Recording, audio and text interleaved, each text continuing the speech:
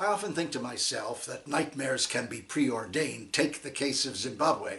It's almost exactly 2 years ago this month that Prime Minister and then President Robert Mugabe was overthrown by an internal coup, and that ended 37 years where he orchestrated in significant measure rape and murder and torture and eventually the complete disintegration of the Zimbabwean economy.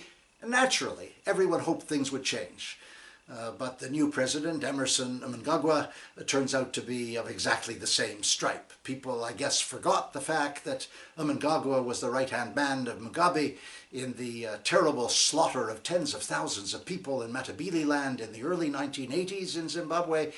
And then he oversaw, as the right-hand man of Mugabe again, the terrible sexual and physical violence that characterized the elections in 2008. We're very familiar with that. AIDS-Free World has chronicled that sexual violence specifically.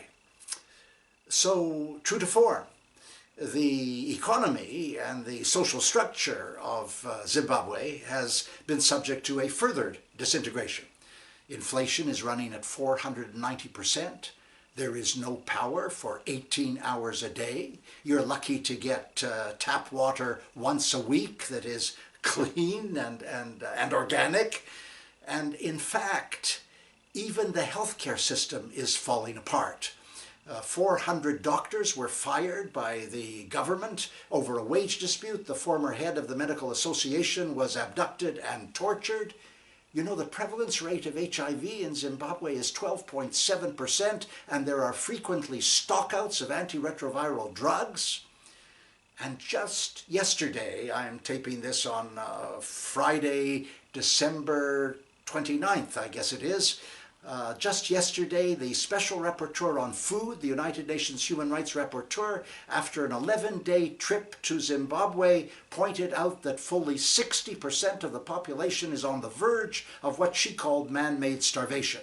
Subject, of course, to drought, but also to perverse government policies. Transparency International says that $100 billion has been taken from the government as a result of corruption and sent abroad. And when there is dissent on the streets, as there is from time to time in Zimbabwe, then it's ruthlessly suppressed by the army and the security forces under the aegis of President Mnangagwa. It's a terrible situation. It need not be. Governments of the world using human rights policies can name and shame Zimbabwe into changing its policy, but they don't do so. The governments which pretend to human rights are prepared to whisper criticism of China or Myanmar or Syria, but not a whisper about Zimbabwe. Zimbabwe is exempt and its people are desperate. That was last week. I'm Stephen Lewis.